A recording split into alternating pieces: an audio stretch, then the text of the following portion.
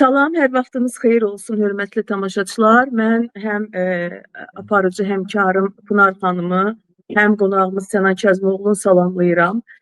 Bugün yenə gündəmimiz Güney Azərbaycandır. Təbii ki, biz başdan söz vermişdik Türk dünyasının hər tərəfindən xəbər verəcəyik, amma bugün bu günlər Güney Azərbaycanla bağlı, İranla bağlı vəziyyət, məlum vəziyyət bizi məcbur eləyir ki, Güney Azərbaycanla bağlı daha çox xəbər paylaşaq, daha çox diqqətdə saxlayaq.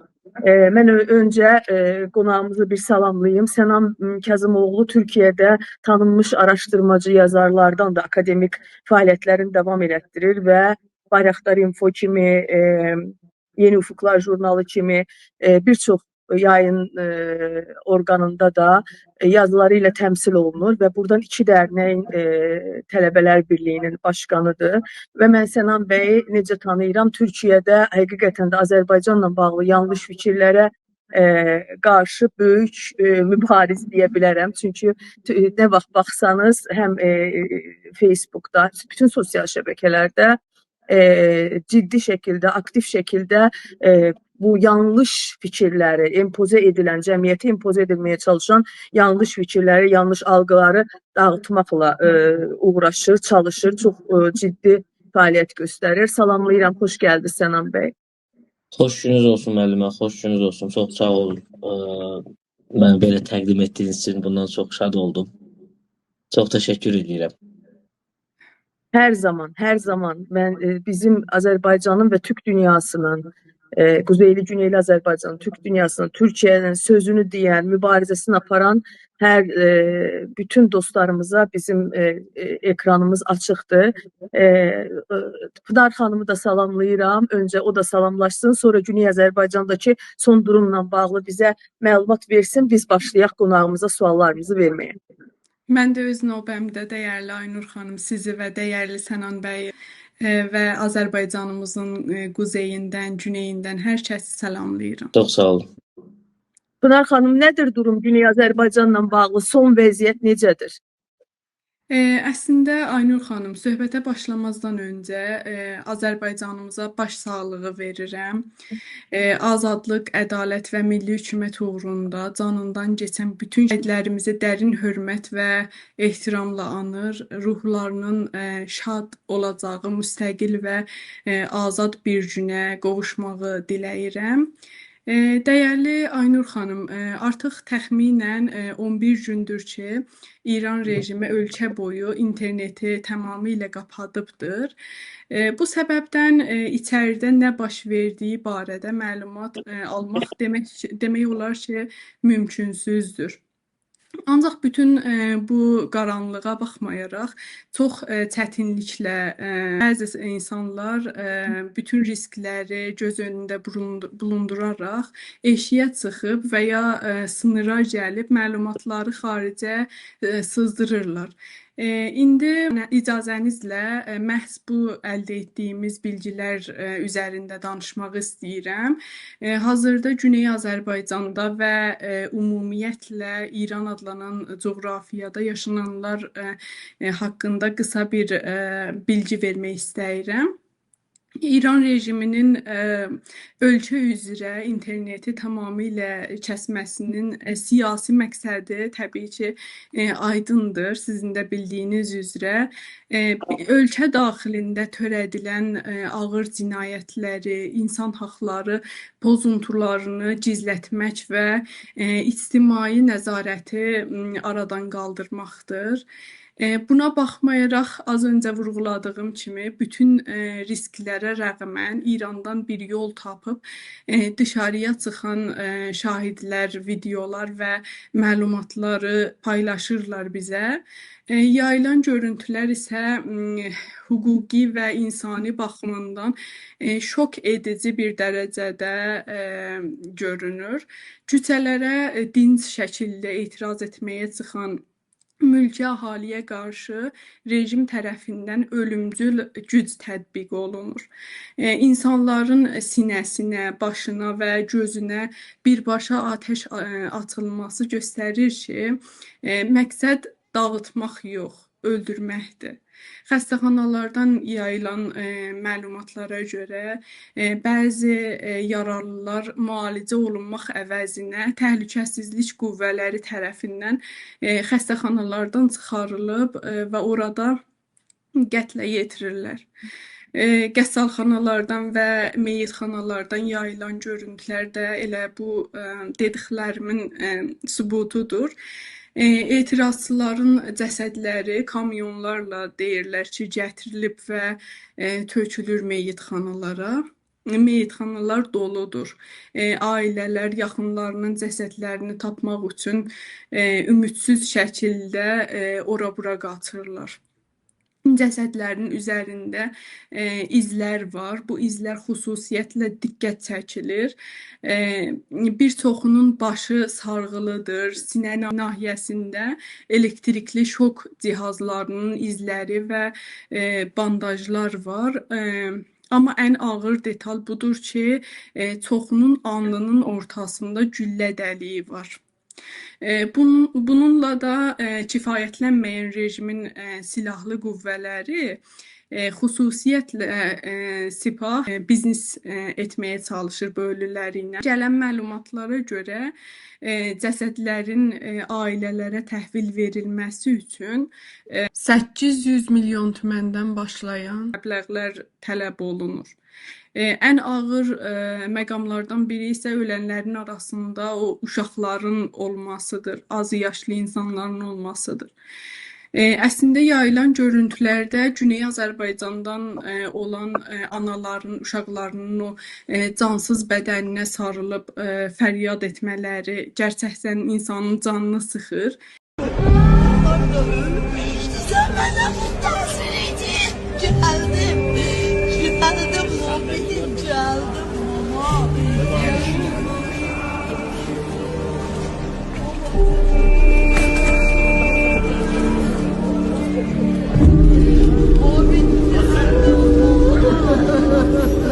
Gelmen kurban olur. Mobim kadıda cehennemizden vatan koymazdı. Kuzumuz olasın. Geldim. Ve bak canım mama bağışlamadı Mobim. Mobim bana helal eyle mama. Bana helal eyle. Bunu unutmamalıyıq ki, düzdür, o videolar Kərəcdən, Tehrandan yayılır. Ancaq Tehran və Kərəc əhalisinin yarıdan çoxu türkdür. Keçmiş etiraz dalğalarında da məhz bu şəhərlərdə çox sayda Azərbaycanlı həyatını itiribdir. Bu dəfə yayılan videolarda eşidilən o danışıq dilinə baxdığımızda türkcə olması onu deməyə əsas verir ki, yenə də Azərbaycanlıların verdiyi itkilər çoxdur. Və məlumatlara görə Kərəcdə bir türk ailəsinin 3 üzvü birgə şəkildə təhlükəsizlik qüvvələri tərəfindən güllələnərək öldürülüb. Bir ailədən 2 nəfər qətlə yetirilib. Traktor Azərbaycan klubunun sabiq futbolçusu Muştaba Tarşizini deyirəm ki, etirazlar zamanı həyat yoldaşı ilə birlikdə öldürülüb. Onların 2 az yaşlı uşaqları var idi ki, geri qalıb. Faktlar göstərir ki, rejim təkcə fərdləri yox, əslində ailələri kökündən məhv etməyi hədəfləməkdədir. Bunlar yalnız internetin olmadığı bu qaranlıq günlərdə eşiyə sızan məhdud məlumatlardılar. Siz təsəvvür edin ki, bütöv ailələri 3-5 nəfərdən ibarət şəkildə yox edən bu sistem görünməyən tərəfdə daha neçə insanı qətlə yetirə bilər və qətlə yetiribdir. Təbrizdə və digər şəhərlərdə də verilən bilgilərə görə insanların övladlarının evlərindən aparıldığı, sonrasında isə nə dirisinin, nə də ölüsünün xəbəri alındığı bildirilməkdə. O zaman qonağımızla bağlı başlayaq. Öncə bu dəqiqə məsələn Güney Azərbaycanla bağlı indiki ayaqlanmalarla bağlı nə düşünürsüz? Yəni bilirsiniz ki, Güney Azərbaycan çox gec qatıldı bu farsların ayaqlanmasına, yəni qərar verə bilmədi. Milli təşkilatlar ciddi düşünüb həqiqətən də ağıllı qərar verdilər zamanında çıxmaqla bağlı etirazlara. Bugünkü gündəmlə bağlı nə düşünürsünüz? Bu günə qədər olan ayaqlanmalarla müqayisə edərək fikrinizi bilmək istəyərdik. Əvvəlcə mənim bugünkü ayaqlanmalardan əlavə keçmiş ayaqlanmalara baxdığınız zaman Güney Azərbaycan yəni tarixdən dərs alaraq, belə deyim artıq, tarixdən dərs alaraq sadəcə öz milli məsələsinə işığında hərəkət eləyir. Yəni daha əvvəlki ayaqlanmalarda yəni İran adına coğrafiyadakı bütün ayaqlanmaların ən nəhayət nöqtəsinin qoyulduğu nöqtə Güney Azərbaycan Türkləri ilə bağlıdır. Çünki Güney Azərbaycan Türkləri buna qərar verdiyi zaman, dəyişmə qərar verdiyi zaman tarix boyu dəyişim olubdur. Ancaq hər gələn dəyişim Qacarlardan sonra hər gələn dəyişim bizim əleyhimizə işləyibdir. Hər gələndə biz can qoymuşuq, ancaq hər gələn ayaqlanma ilk başda bizi hədəf alıbdır. Bu Pəhləvi vaxtında da belə olubdur. Bu İran İslam İnqilabı vaxtında da belə olubdur və bundan sonraki şeylərdə də belə olubdur. Artıq mənim gördüyüm odur ki, Güney Azərbaycandakı bu ayaqlanmalar artıq Güney Azərbaycan Türkləri farslar üçün ayaqlanmaq istəmirlər. Fars rejiminin davamiyyəti üçün ayaqlanmaq istəmirlər. Ancaq milli məsələlər üçün ayaqlanmaq istəyirlər və Güney Azərbaycandakı ayaqlanmaların, digər bölgədəki ayaqlanmalara baxdığınız zaman Güney Azərbaycanda ayaqlanmalarda yəni istisnaları saymıram mən, çünki istisnalar hər bölgədə var. Pəhləvi şüarları yox idi. Çox doğru. Və ya digər şüarlar yox idi və ya digər kənardan bir dəstək yox idi, kənardan bir müdaxilə yox idi. Güney Azərbaycan sadəcə istiqlal üçün ayaqlanırdı, milli məsələlər üçün ayaqlanırdı. Söylediyi şüarlar da hamısı milli məsələlər üçündür.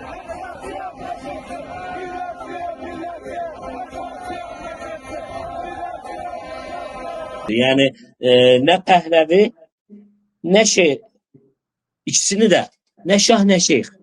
Eyni şəkildə azadlıq, ədalət, milli hökumət. Azadlıq, ədalət, milli hökumət. Azadlıq, ədalət, milli hökumət. Bu məsələdə Güney Azərbaycanın bu ayaqlanmalarında, ümumiyyətlə bu ayaqlanmalara mənim baxışım, yəni ölkədə bir yanğın var. Ölkədə bir yanğın var.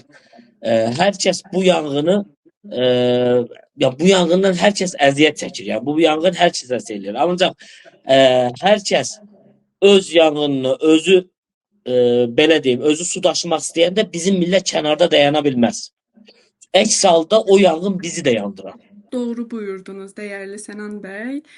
Güney Azərbaycan bugün tarixi bir rol ayrıcındadır. Xalq artıq bilir ki, keçmişdə olduğu kimi başqalarının o hakimiyyət savaşında qurban olmaq istəmir.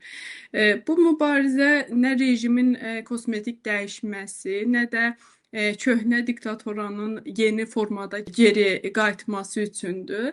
Güney Azərbaycan xalqı, milləti öz milli dövlətini qurmaq, ana dilində yaşamaq, siyasi iradəsini azad şəkildə ifadə etmək və öz gələcəyini özü təyin etmək istəyir. Bu gün Güney Azərbaycanda yüksələn mesaj gerçəkdən aydındır. Biz yol ayrıcındayıq və bu dəfə geri dönüş gerçəkdən yoxdur. Bu hərəkət əslində o sosial etiraz mərhələsini çoxdandır ki, geridə buraxıbdır və milli azadlıq mübarizəsinə çevrilibdir. Davam eləyək. Güney Azərbaycandakı bugünkü ayaqlanmalar labüdür. Yəni İrandakı ayaqlanmalar labüdür. Hamımız bilirik ki, çox ciddi baskılar vardı, amma İran bunun qarşısına müəyyən mənada keçmək istəyirdi, siyasət işlədirdi. Biraz Güney Azərbaycanın o hərarətini almaq üçün Pezeşkiyanın prezident olmasına icazə verdi. Biraz Farsların yumuşalması üçün başörtüsünün qanunla çıxarmasa da başörtüsünün qaldırılması üçün sözdə mesajlar verdilər. Amma gördüyümüz kimi bu önüne geçə bilmədi. Türkiyə kimi İranda da ekonomik problemlər hər şeydən üstün oldu və realın birdən-birə bu qədər dəyər kaybetməsi, dəyər itirməsi insanların küçələrə tökülməsinə səbəb oldu. Amma bizim bugün Güney Azərbaycan üçün doğru yol xəritəmiz nə olmalıdır? Yəni bilirsiniz ki, bu dövrdə Avropada küçələrə çıxanlar da, farslar da Pəhləvini tələb elədilər. Amma Pəhləvi bizim qanımız için. Bəli. Yəni bugün Farsın Pəhləvi ilə belə dəyişilməsi bizim fəlakətimiz olar. Bəli. Heç bir şəkildə heç bir kəs bizə qarantiya verə bilməz ki, Pəhləvi gəlib atalarının elədiyi eləməyəcək. Doğrudur. Ona görə də bizim yol xəritəmiz necə olmalıdır Sənan bəy? Siz nə düşünürsünüz bununla bağlı? Onu söyleyeyim. Pəhləvidən bəhs etsək, Pəhləvi onsuz da daha gəlmədən əvvəl bunu açıq-açıq söylədi. Açıq-açıq açıqlamalarına baxsınız ki, açıq-açıq bunu söylüyor onsuz da, yəni necə hərəkət edəcəyini, necə fəaliyyət göstərəcəyini bunu söylüyor. Güney Azərbaycan necə hərəkət etməlidir? Ümumiyyətlə Güney Azərbaycandakı məsələlər, yəni Güney Azərbaycandakı milli məsələlər bir neçə qismə ayrılır deyək ki. Yəni Güney Azərbaycanla əlaqəli Güney Azərbaycan türklərinin bir qismi məsələn İrandakı yenidən İranı yenidən türk dövlətinə çevirmə məntiqində olduğunu söyləyirlər. Bir qismi fərqli yəni feodalizm, bir qismi çox az bir qismi şahın yenidən gəlməsi. Bu şeylər var. Yəni bu cür yanaşmalar var. Ancaq şükürlər olsun ki, çox şükür ki, Azərbaycan, Güney Azərbaycan türklərinin böyük bir qismi artıq müstəqil bir Azərbaycan dövləti, müstəqil bir Güney Azərbaycan dövləti və daha iləride bütöv Azərbaycan dövlətini arzuluyorlar. Belə deyim, Farslar Əbülfəz Elçi bəyin Bütöv Azərbaycan yolunda kitabında çox gözəl bir cümlə var idi. Əbülfəz Elçi bəy belə deyir: Fars milləti elə bir millətdir ki, Fars idarəsi elə bir millətdir ki, ilk başda bir dövlətə çökməyə başlayırlar. Yavaş-yavaş o dövlətin bütün stratejik nöqtələrini tuturlar və ondan sonra var olan bir dövlətə çöktükdən sonra ondan sonra o dövləti Fars dövlətinə çevirirlər. Eyniliklə bunu Azərbaycanda da gördük. Yəni İran bölgəsində gördük, İranda gördük, Güney Azərbaycan qismində gördük. Ancaq artıq elə bir məqama gəlib ki, bugün Azərbaycan, yəni İranı yenidən Azərbaycan dövlətinə çevirmək istəyənlər üçün söylüyorum. Bu artıq mümkün deyil. Yəni artıq bu iş bitibdir artıq. Yəni çünki Güney Azərbaycan belə deyim də, səhv eləmirəmsə Əhməd bəy Ağaoğlu olmalıdır. Əhməd bəy Ağaoğlu səhv eləmirəmsə, yəni səhvim varsa üzr istəyirəm. Əhməd bəy Ağaoğlu'nun belə bir sözü var ki, bugün Türkiyə Osmanlı dövləti yıxıldıqda bir Türk dövləti quruldu. Ancaq Qacarlar yıxıldıqda bir Fars dövləti quruldu deyir. Yəni artıq İran təəssüflər olsun ki, İran coğrafiyası farslaşıb. Bizim tək yolumuz Güney Azərbaycanda bir milli hərəkat qurmaqdır. Milli bir, daha doğrusu milli bir birlik qurmaq, milli bir dövlət qurmaq, daha sonrası məsələdə bu dövləti birləşdirmək. Güney ilə Quzey Azərbaycanı birləşdirmək. Əbülfəz Elçi bəyin bu məsələdə söylədiyi millətləşmə, dövlətləşmə, bütövləşmə məsələsinin əsasında da bu durur əslində. Milli bir dövlət qurmaq. Bu milli dövlət sadəcə bizim üçün deyil, bölgə üçün də çox əhəmiyyətlidir. Həm Türkiyə, Azərbaycan bu bölgədə əgər sülh istəyirsə... Turan əhəmiyyətlidir. Turanın ana xətti Güney Azərbaycanın üstündən keçir. Bəli, biz illərdir Zəngəzur məsələsini ortaya atır. Ancaq Güney Azərbaycan məsələsi həll olunduğu zaman bu Zəngəzura ehtiyac da yoxdur. Yəni bu qədər şeyə ehtiyac da yoxdur. Sadəcə bizim üçün də deyil, bölgə sülhü üçün də bu gərəklidir. Çünki İran adlanan bölgə... Bununla bağlı icazə verin Sənan bəy, sizə bir əlavə eləyim. Yəni zaten əvvəlcədən bir Fars devləti kimi söz ola bilməz, Türk devləti də deyildi, amma Çünki Bəli. millətçilik Fransız devrimindən sonra çıxıb zaten. Fransız inqilabından sonra çıxıb. Yəni Fars dövləti deyə bir milli dövlət söhbəti gedə bilməzdi əskidən. Amma o dövlətin başında Türk sülaləsi var idi. Hə, altda başqa ölkələr deyir, amma Türk sülaləsi vardı. Amma bu gün bizim, mən bununla bağlı dəfələrlə də çıxış eləmişəm. Biz oturup bax bunu İran rejiminin Azərbaycan fəallarının, Azərbaycan hərəkatının içinə saldığı bir məncə bir virusdur. Bəli. Bu Türkiyəçilik, İranın tamamen Türkləşdirməsi. Tamam. Bəli, bəli, bəli. Mən İranın Milli hərəkatı Türkləşdirməsinin görmək üçün. əleyhinə deyiləm. Mən İranın Türkləşdirməsinin əleyhinə deyiləm. Güney Azərbaycan orada qan itirir. Zülüm çəkir. Bəli. Güney Azərbaycanı müstəqil eləyək. Yenə o İranın türkləşməsi üçün mübarizə aparmaq istəyənlər getsinlər, otursunlar Tehranda İranı türkləşdirsinlər. Düz demirəm. Eyni vəziyyət, eyni şey düşüncədəyik. Bir də belə bir məsələ var. Bizi Güney Azərbaycan haqqında danışanda deyirlər ki, Güney Azərbaycan türkləri və ya ümumiyyətlə türk milləti İranda etnik millətdir deyirlər. Bu necə etnik millət olur ki, 1000 ildir kəsintisiz dövlət gəlir, dövlətlər yıxılır, Səlcuqlar gedir, Atabəylər gəlir, Atabəylər gedir, Elxanlılar gəlir, Elxanlılar gedir, Qaraqoyunlu gəlir, Ağqoyunlu gəlir, Səfəvi gəlir, Əfşarlar gəlir və nəhayət Qacarlar gəlir. Və dövlətlər yıxılır. Qurulan dövlətlər də türk dövlətlərdir. Elə bir dünyada elə bir bunun nümunəsi yoxdur ki, etnik millətlər bunu eləsin. Və Bəli. bu qədər 1000 illik hakimiyyət qurduğun bir bölgədə etnik millət olmaz. Etnik millət Elə. olmaz. Bugün Güney Azərbaycan məsələsi əslində qalsa, həll olunsa, oradakı, bugün biz bilirik ki, İranın ətrafa yaydığı virusları bilirik. Yəni, bunun səbəbilə dünyada əziyyət çəkən ölkələr var. Livan kimi, Suriye kimi, İraq kimi, İraq hətta kimi, Yemen bəli. kimi. Yəni, bugün bu düzəlsə, yəni Güney Azərbaycan məsələsi düzəldikdə birincisi bölgə rahatlayacaq. Baxın, Orta Şərq bölgəsində problem olan hər bir bölgədə İran barmağı var. Yəni harda bir qan gözləşi varsa orada İran barmağı var. Birincisi Hətta bu məsələ Türkiyədə belədir. belə PKK-nın orada peşak orada Bəli. gedəcəyi Türkiyə üçün belə problemdir o. Bəli, İranın bugün biz Urmiyanın qərbinə nələr elədiyini bilirik. Urmiyanın batı qismində nələr olduğunu bilirik. Xoy, Salmas, o bölgələrə, Xoya, Makuya, oralara nələr köçürüldüyünü bilirik. Türkiyənin necə oradan Türkiyənin belə deyim də şərq sərhədlərinin və Türkiyə ilə Güney Azərbaycan bölgəsinin necə planlı bir şəkildə boşaldıldığından xəbərimiz var. Bəli, Yəni bunun əsas arada bir məqsədi- bufer zona yaratmağa çalışırlar. Bəli, Zamanında terror Ermənistan. zonası. Bəli, bəli. Yəni bu məsələdə məsələ PKK tərəfində biz bunu daha əvvəllər gördük. Yəni bu mediada yansıdı bu. PKK məsələsində sıxışan vaxtı İran tərəfə keçirlər və İran buna göz yumur.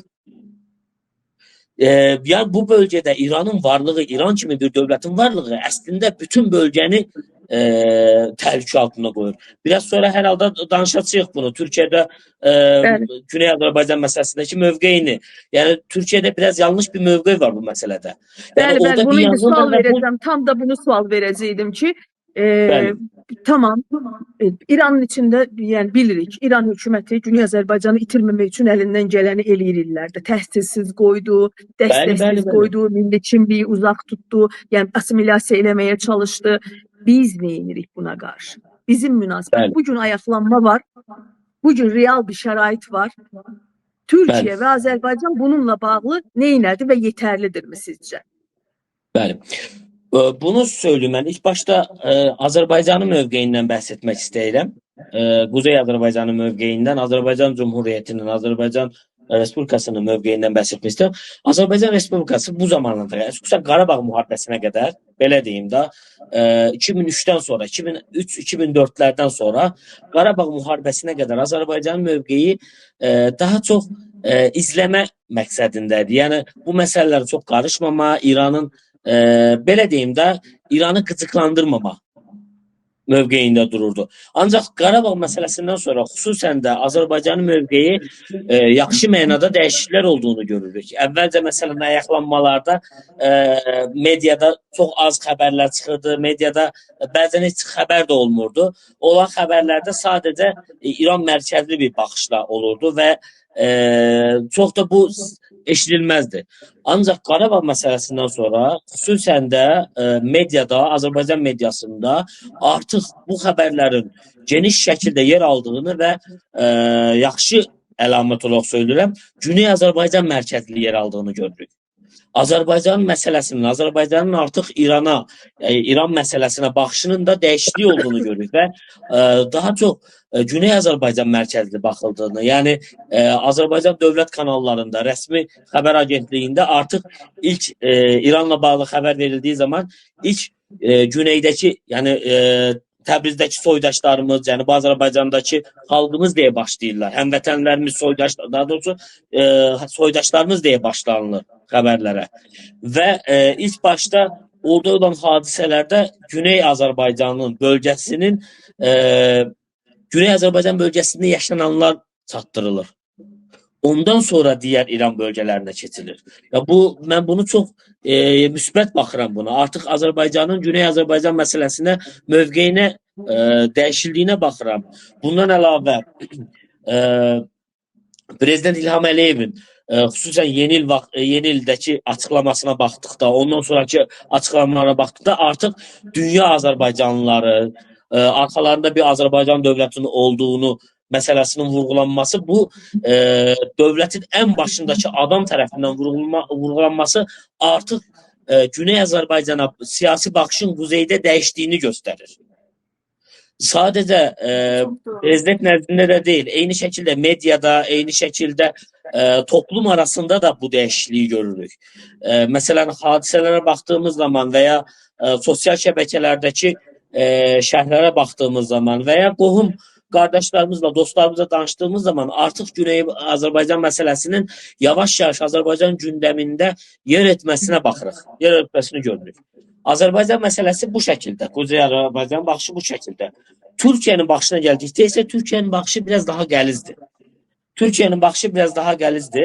Türkiyədə hakim partiyanın siyasi ideologiyasından hərəkət edərək, belə deyim, Türkiyəyə baxışı milli bir baxışdan əlavə dini bir baxış tərzində ələ alınır və İran bölgəsinin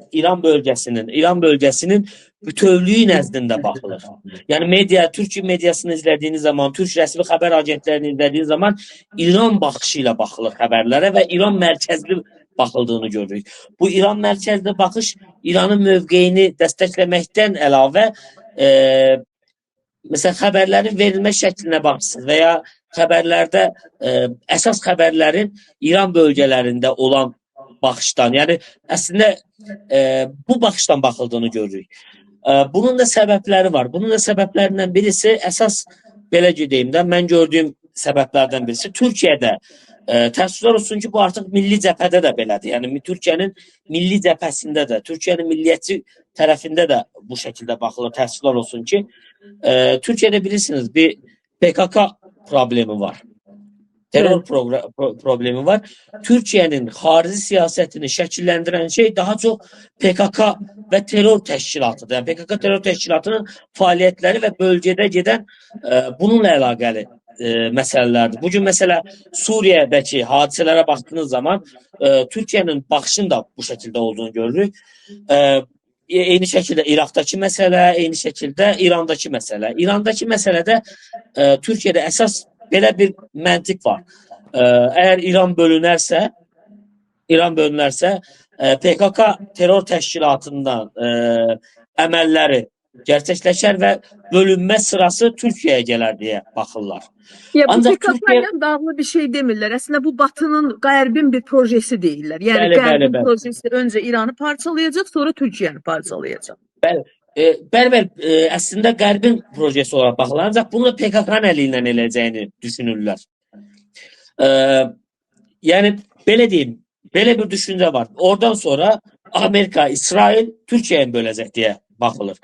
Ancaq bir şey unudurlar Türkiyədə. Yəni mən bunu söyləyənlər də hər zaman yəni bəzən elə olur ki, elə bir ortamda olduq ki, məsələn bunlar tartışılır və mən orada hər zaman deyirəm, bu məntiqlə baxsaq, birincisi İran'a baktığınız zaman İran'da hiç bu kaygı görülmür İran'da.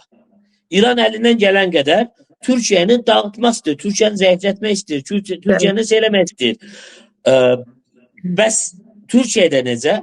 Mən deyirəm ki, məsələn İran'da bu rejim, Molla rejimi artıq davam etməyəcəyi bəllidir. Ha belki bu defa olmadı. Ben bunu gazetede de yazdım. Bu defa böyle olmasa bundan sonra. Bundan sonra olmasa da ondan sonra. Ama Son mütləq dəmlərini dağılacaq. yaşayır, son günlərini yaşayır. Bəli. Çünkü İran rejimine ayakta tutacak artık bir ideolojiya yoktu. İran'daki halkları, İran'daki milletleri bir arada tutacak, İran'ın halkını bir araya getirecek bir ideolojiya yoktu. Artık bu geri dönüş başlayıp bir de ki dünya artık elə bir yere çevrilir ki artık kapalı ölkələr artık yani Sovyet dövründeki o demir perdeler meselesi artık dünyada geçmir. Bütün dünyada yenileşme var. Bütün dünyada artık bu hareketlenmeler var ve bu senin qabağını saxlayabilmezsiniz. Elə düşünün ki İran'da bir yangın var. Siz bugün deyirsiniz ki bölünməsin İran rejiminin devamını söylüyorsunuz. Ancak bu mütləq dağılacaq. Ancak biz bugün tedbirimizi almasaq, qorxduğumuz ne varsa hamısı başımıza gələcək. Biz əslində çox gec qalmışıq. Sizin de dediğiniz gibi İran rejimi son dəmlərini yaşayır, son vaxtlarını Bizim yaşayır. artıq proqramımız, projemiz, Güney Azərbaycanla bağlı bütün Türk dünyasının hamısının nə Bəli. addım edəcəyi bəlli olmalıydı. Artıq o proqram hazır olmalı. Bəli. Əlavə olaraq bir liderlər çıxartmalıydıq biz. Dəstəklər verməliydik. Bugün ancaq təəssüflər olsun ki, Güney Azərbaycana baxırıq ki, oradaki diğer bütün milletlerin kenardan bir dəstəyi var. Kenardan başka bir ölçüde desteği var. Ancak orada başsız kalanı belə deyim də, başsız dediğim yani bir esas burada mesela belə deyim, Amerika içerideki hem Farsları olsun, Kürtləri olsun, diğerlerine destek olur görürük. Amerika hardadır, İran hardadır.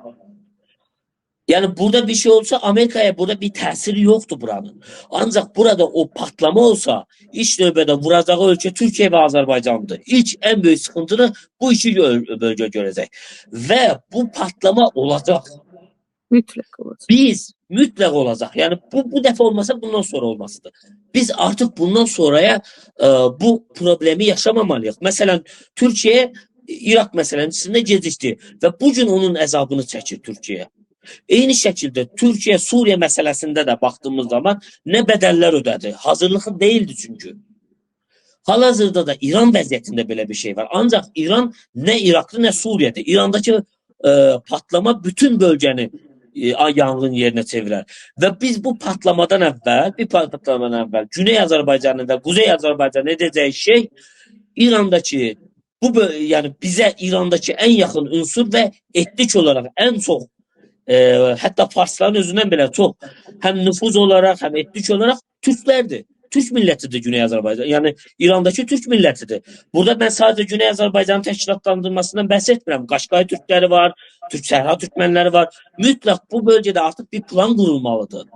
İlk başta Türkiye'nin ve bu bölgenin de Türkleri şükürler olsun ki hem Azerbaycan'a hem Türkiye'ye bağlıdılar. Yani oradaki Azerbaycan Türkleri bugün Güney Azerbaycan Türkleri eğer bugün Amerika'nın İsrail'in oyununa gelseydiler, Amerika'nın bəzilərinin dediği kimi İsrail ile Amerika ile hareket edilseydi onsuz da bu çevriliş çoktan olmuştu. Bəli. Fikrimi deyim, sualımı da verim ona göre. Mesela mən Bahçeli'nin çıxışını dinlədim. Çox üzüldüm. Mesela mən Bəli, Güney Azərbaycanda mən də- olsaydım, xəyal qırıqlığı yaşadım. Mən Güney Azərbaycanda olsaydım, Türkiye'den yani devlet yönetim konumunda yani o seviyede o hükümetin ortağıdır bu dəqiqə MHP. Ve MHP milliyetçi başkanı kanattı. ve millətçi cəryanın başıdır. Ben onu duysaydım çok büyük xəyal qırıqlığı yaşayardım. Yani həqiqətən də reallığı əks etməyən, oradaki 40 Bölgəni milyon, tanımayan, 40 bölgəni tanımayan, 40 milyon değil 30 milyonda 20 milyonda her neyse orada benim türküm var. Yani onların səsi olmayan bir çıxışıydı. Həqiqətən də çox üzüldük. Ona görə də çox istəyərəm ki, Pınar xanım oradakı reaksiyanı bizə anlat. Aynur xanım, əslində bilirsiniz, bəzən o iynəni özümüzə də batırmamız lazımdır da, sonra başqa birinə. Baxın, türk dünyasında Güney Azərbaycan məsələsi uzun müddət zəif irəlilədi. Burada bizim də nüqsanlarımız var idi təbii ki. Ortaq o siyasi dil qura bilməmiz, sonra mesajlarımızın pərakəndə olması, bəzən emosional amma sistemsiz çıxışlar, beynəlxalq hüquq və diplomatik dili yetərincə istifadə etməməmiz, bütün bunların təsiri az deyil təbii ki. Ben razıyım sizinle ama mesela en azından bu Türk dünyasının yani Türkiye'den işittiğimiz de reaksiya hoşumuza gelmedi. Kabul edeceğimiz bir reaksiya değildi ama o biri Orta Asya ülkelerinin hiçbirinden bir ses yok. Kırım Türklerinden bir ses yoktu. Siz de dardasınız. Siz de eyni cür baskı altındasınız. Zulüm görürsünüz. Bir şey deyin. Yani bir destek sesinizi gönderin. Hay verin, haray verin. Yani Dede Korkut'ta değildiği için oldular ama hakikaten de elədir. Yani birbirimize bir görək bizim en azından oradan bir sesimiz çıksın, sesimiz gelsin. Bu məsələdə bir şey söyləmək istəyirəm Türk dünyası ilə əlaqəli. Türk dünyası xüsusən də bu Sovet hökumətindən sonra, Sovet rejimindən sonra Türk dünyası deyim yerindəysə bir kemoterapiya görübdü. Yəni bütün hər şey düzlənibdi. Yəni yaxşı şeylərlə bərabər, pis şeylərlə bərabər yaxşı şeylər də gedibdi. Türk dünyasının hal-hazırda təəssüflər olsun ki, məsələn Türk dünyasından baxış şeyi İranda Türklərin olmadığını düşünür. Yəni İranda Türklərin varlığından xəbərsizdir Türk dünyası bugün. Ən yaxşı halda İranda çox az bir Türklərin olduğunu düşünürlər. Yəni bunu belə deyim də mən Türk dünyasındakı hal-hazırda Türk dünyasından gələn biz tələbələrlə işləyirik. Yəni Türk dünyasından gələn tələbələrlə, Türk dünyasında hal-hazırda məzun olub gedən akademisyen, zamanında tələbə olub hal-hazırda akademisyen olan və ya fərqli mövqedə çalışan, öz ölkələrində çalışan tələbə dostlarımız oldu, yoldaşlarımız oldu, Qazaxlar, Qırğızlar, Özbəklər. Yəni mən onlara Təbrizin bir Türk yurdu olduğunu deyən vaxtı çaşırdılar, yəni belə bir şey olduğunu düşünmürdülər. Yəni bu kəsimlər yəni belə deyim də kənarda qalan bir tərəflər deyil. Bunlar aydın kəsimidir. Dövlətin aydın kəsimi, akademisyendir bunlar. Bunların belə Türk dünyasından, Ortak Türk tarixinin müfredata girmesi vacibdir. Bəli. Ortak Türk tarixinin müfredata girmesi lazımdır. Önemli günlerimizi, sayımızı, kimliğimizi, ne kadar olduğumuzu bilmemiz lazımdır. Yani çok eksiğimiz var. Tabii bunlara ayrı bir programda da Buyurun Pınar xanım. Əslində dəyərli Aynur xanım, ortaq siyasi platforma formalaşdırmalıyıq biz.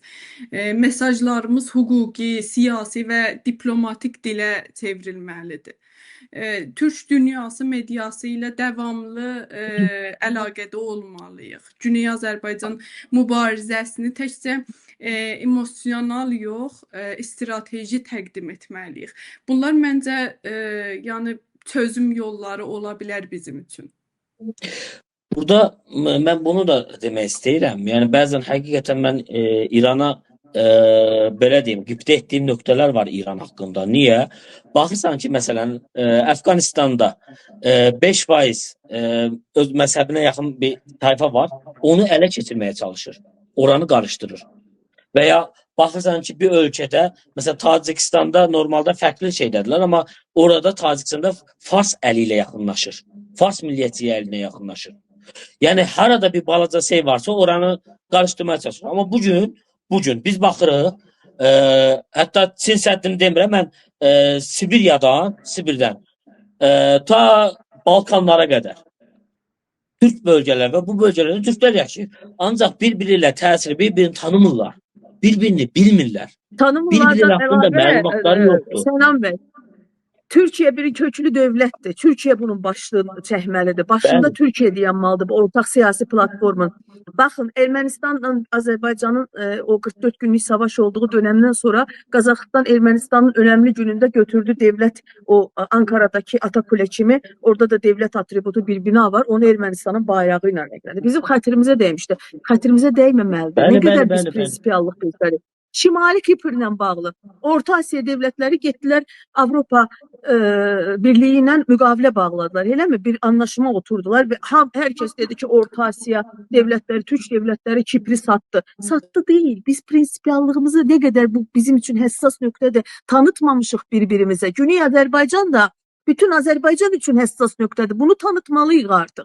Ben bu Kipr meselesinde de ben buradaki yoldaşlarımıza da dedim. Kipri ne kadar tanıtıldı. Bugün ben bugün Azerbaycan Türkçü olarak açıkçası biz Türk televizyalarında Kipri tanımışıq. Bunun haricinde Kipr'de Elə. Türklerin olduğu bile bizde bilinmir. Azerbaycan biraz daha farklıdır. Bizim zamanımızda hal-hazırda yeniden o daxil edildi. Türk dünyası coğrafyası var idi. Mesela Türk dünyası coğrafyası biraz evvel siz ortak Türk tarihi dediniz. Ortak Türk dünyası coğrafyası olmalıdır. Haralarda Türkler var, haralarda yaşayır. Bizde Azerbaycan'da bunun vardı. Ancak Azerbaycan'ın Xəzərin o tarafına geçti. Bunlar yoktu. Bununla alakalı yoktu.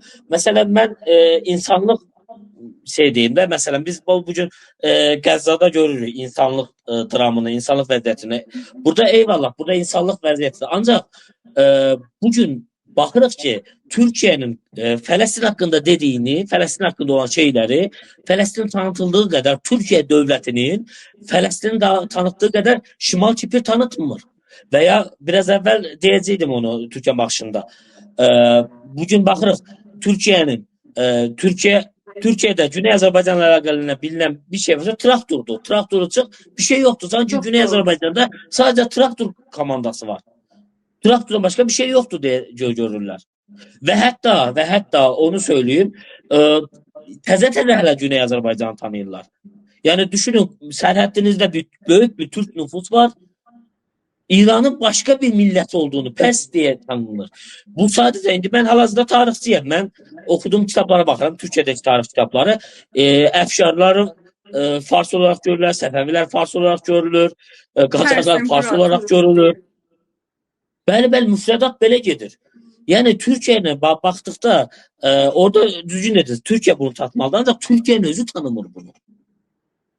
Toronto'da Pəhləvi destekçilerinin böyük bir aksiyası olub küçələr, metrələrlə uzun, amma Pəhləvi bayraqları ilə birlikdə İsrail bayraqları da var. Yəni uzun illər bizə deyiblər ki, Güney Azərbaycanın müstəqil olması, İranın parçalanması bir İsrail projesidir. İndi bəllidir İsrail projesi kimdir? Allah'a şükür bayraqlarla çıxdılar gözə də onu da görməsələr nə deyim? Bu Pəhləvilərin bugün də bildiyim qədərilə bu International İran var bildiğiniz kadarıyla. İran O International. program bir kanal var. Orada İran International. Orada səhifə zaten Pəhləvini təbliğ edirlər. İndi Voice of America'ya bildiyim qədərilə əmr verilib ki, Pəhləviyə tribuna verilsin. Yəni ciddi şəkildə dəstəkləri var, amma Pəhləvilərin də yenə deyirəm, açıq sizin dedikləriniz ki, açıqlaması bəllidir ki, Güney Azərbaycanla bağlı mövqeyi nədir? Öncə istəyirəm Pınar xanım bu Pəhləvilərin manipulyasiyonları ilə bağlı bugünkü çıxışları ilə bağlı bir məlumat versin. Sonra sizin fikrinizi alacağım bununla bağlı. Ondan sonra axırıncı sualımızı verək, yekunlaşdıraq, başqa görüşlərdə daha geniş danışmaq ümidi ilə. Dəyərli Aynur xanım, Pəhləvilər mövzusuna gəldiyimizdə məsələni açıq şəkildə demək lazımdır. İran rejiminə qarşı canı bahasına bugün mübarizə aparan insanların ölümün içində o səslədiyi şüarları videolardan silib yerinə Cavid Şah, yaşasın Şah şüarı qoymaq şərəfsizlikdir. و حالا ویدیو اصلی.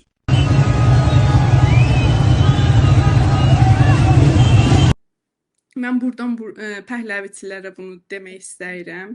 Elə üzümü bu ekrandan tutub demək istəyirəm. Bu sadəcə texniki saxtakarlıq deyil. Bu qan üzərindən siyasi manipulyasiyondur. O meydanlarda insanlar güllənin qarşısında Xameneyini, rejimi, diktatoranı hədəfə alıb şüarlar səsləndirirlər. Bu şüarları dəyişdirmək, etirazların mahiyyətini təhrif etmək, xalqın mübarizəsini bir ailənin hakimiyyəti iddiasına bağlamaq deməkdir. Bu xalqın o real tələblərini, xiyabanlardakı o mübarizəsini kölgədə saxlamaq deməkdir. Bu gün İran daxilində internet kəsilmişkən, yurt dışında, Kanadada, Avropada, Amerikada insanlar rejimin cinayətlərinə dünyanın diqqətini çəkmək üçün yürüyüşlər düzənləyirlər. Amma Pəhləvi tərəfindən bu yürüyüşlər də müsadirə edilir, belə deyim.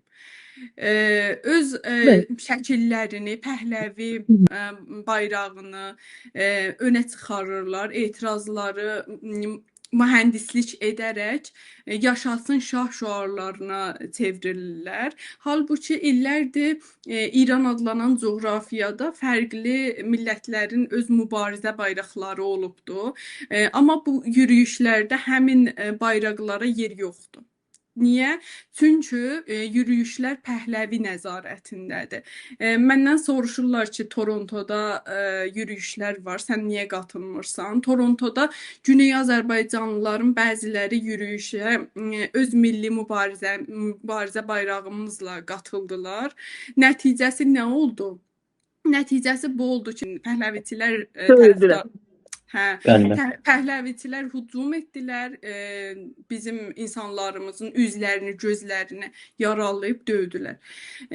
Mən bunlara Pəhləvi bəsiciləri deyirəm. Bunlar Pəhləvi bəsiciləridir. Çünki davranış baxımından İran rejiminin bəsicilərindən heç bir fərqləri yoxdur. Bunlar pamfars, faşist düşüncəli insanlardılar. Özlərindən başqa heç bir milləti tanımırlar və qəbul etmirlər. Demokrasiya deyirlər, azadlıq deyirlər, amma söz başqa millətlərin haqqına gələndə Kanada kimi demokrasiyanın hakim olduğu bir ölkədə belə Güney Azərbaycan türklərinin səsini eşitmək istəmirlər. Onların səsini boğurlar. Azadlıq, ədalət, milli hökumət deyən insanlara belə dözümləri yoxdur bunların. Əslində bunlar yurt dışındakı o etirazları da əngəlləyirlər. Bugün türklər, bəluçlar, ərəblər və digər millətlər, müstəqillik istəyən xalqlar Pəhləvi bayrağı altında yürümək istəmirlər. Mübarizələrinin Pəhləvi naminə istifadə olunmasını qəbul etmirlər.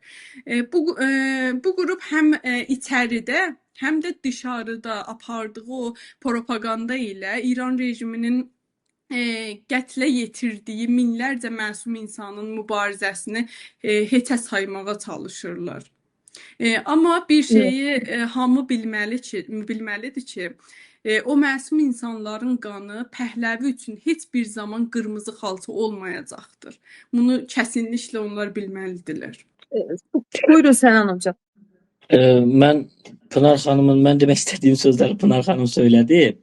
Ancaq mən buna əlavə edirəm ki, elə Pınar xanım sözlərinə də qüvvət olaraq, bugün əgər İranda yenə də molla rejimi davam edirsə, bu pəhləvəçilərin səbəbi nədir?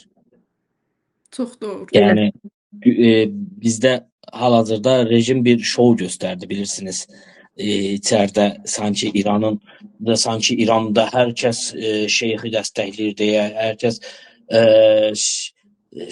işte mollanı dəstəkləyir, Hər kəs Xameneyini dəstəkləyir. İndi bunlar sanki hər kəs Pəhləvini dəstəkləyir kimi görüntülər yansıdılır. Və ya əks halda və ya şübhə arasında qalan insanlarımız və ya o arada qalan insanlarımız baxın, İran bunlar söz demək istəyir, Pəhləvilər göstərərək o İran və İsrail bayraqları, İsrail və Amerikan bayraqları daşıyan pəhləvçilər göstərərək baxın, bunlar gəlsə başımıza bunlar gələsidir. Eyni şəkildə digər Türk dünyası olsun, digər Türkiyə, Azərbaycan olsun, onlara da bunu göstərməsi. Baxın, bu bölgədə gəlsələr Amerika və İsrail bu bölgəyə alasıdır və ya diğer məsələyə baxdığımız zaman hətta mən belə deyim də, İranın o şousunda belə, o şousuna belə qatılan, yəni türklərdən də qatılan vardı o yürüyüşə, İranın görsə elədiyi yürüyüşə. Ancaq onlara yəni bəzilərində məsələn mən elə düşünürəm ki, bu mənim öz düşüncəmdir. Orada da sırf Pəhləvilər gəlməsin deyə oraya qatılanlar da vardı. İran əslində Pəhləviçiləri göstərərək meydanları elə susturdu. Bax, biz getsək Pəhləviçilər gələsidir. Pəhləviçilər əslində bu hərəkatı rəzil eləyən, bu hərəkatı batıran yenə Pəhləviçilər oldu.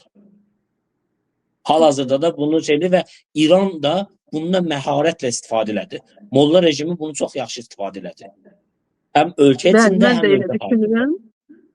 Elə düşünürəm, çünki həqiqətən də Pəhləvini istəməyənlər də xeyli var ölkə içində və onları yanına çəkmək üçün biraz da o Pəhləviçilərə başdan bir göstərmək üçün şans verdi Bəli. İran rejimi, yəni onu göstərmək üçün. hər bir Son sualım... Buyurun. Mən üzrlə bunu əlavə eləyib. Baxırsınız ki, məsələn, İran xəbər agentliyinə və İrana yaxın olan kanallara baxırsınız ki, əsas Pınar xanımın dediyi kimi küçədə çıxıb azadlıq, ədalət, milli hökumət şüarları səsləndirən və ya Molla rejimin əleyhinə şüarlar səsləndirən qismi göstərməyən İran kanalları Pəhləviçiləri belə şişirdərək göstərir. Bəli. Yəni qorxunu Aslında onların o yaratmaq qədər istəyirlər ki, sayıları bax yoxdur. bizdən getsəz daha da pis olacaq anlamında. Son sual, məni çox narahat edən bir sual verəcəm Sənan bəy sizə. Deməli, bugün, dünən İran televiziyalarında, əsas televiziyasında Təbrizdə güya mühümat silah deposu bulunmuş kimi videolar yayıldı və silah deposunu ki, orada belə nümayişkaranə göstəriblər. Orada çoxu Türkiyə markalı silahlar var. Mən sizə soruşmaq istəyirəm, bu reklamla, bu görüntü ilə nə etməyə çalışır? Çünki mənim çox qorxduğum bir şey var. İran rejimi alt zəmin hazırlayıb, bunu Təbrizdə tapıblar güya. Alt zəmin hazırlayıb Təbrizdə qan tökmək istəyir. Yəni qətliam törətmək istəyir. Məqsədlərinə nail olmadılar. İlk gündən Güney Azərbaycanlılar küçələrə çıxmadılar. Qarşı durmaya getmədilər. Bir şəkildə Güney Azərbaycan türklərini qıra bilmədilər kütləvi şəkildə. İndi bu silah şousunu yaradaraq belə bir şey eləməyə çalışırlar. Sizin fikriniz nədir bundan bağlı? İranda bu ayaqlanmalara diqqət edirsiniz. Bəluç bölgəsində əsas belə deyim də, ərəblər olan bölgələrdə, kürdlər olan bölgələrdə, hətta ərəblər olan bölgələrdə belə deyim, hətta bəzi şəhərlərdə İran artıq rəsmi olaraq bitirmişdi. Yəni İran hökumətinə bağlı hökumət dairələri ələ keçirilmişdi. Eyni şəkildə baxırsınız ki, məsələn, Kürd bölgələrində silahlı qarşıdurmalar var idi. Kürdlərin olduğu bölgələrdə, üzrə Kürd bölgələri deyim də, Kürdlərin olduğu bölgələrdə qarşıdurmalar vardı, silahlı qarşıdurmalar vardı. Güney Azərbaycanda bu bölgələr arasında ən sakit keçən Güney Azərbaycan bölgəsi idi. Yəni silah olmadan, kəsə zərər vermədən, heç bir yer dağıtmadan. Mədəni şəkildə keçən. Bəli, mədəni şəkildə, Sakit tamamən şəkildə. ədalət üçün. Tamamən ədalət üçün ortaya çıxan bölgələrdə. Ancaq niyə Bəluç bölgəsi deyil, niyə Kürd bölgəsi deyil, niyə Ərəb bölgəsi deyil, hətta farsların o ən belə deyim də, ən ağır şəkildə deyim, rejimə ən çox sevilən Fars bölgələrində belə bir şey silahlar tapılmadı da niyə Azərbaycan bölgəsində tapıldı? Özü də güya Türkiyə markalı. Bəli. İran dövləti bu bölgələrdə, Güney Azərbaycan bölgəsində Türkiyədən güya silahlı dəstə olduğunu və burada Türkiyədə ittiham edir bir. Yəni Türkiyəyə biraz göz ağardır. Gözünü ağardır ki, bax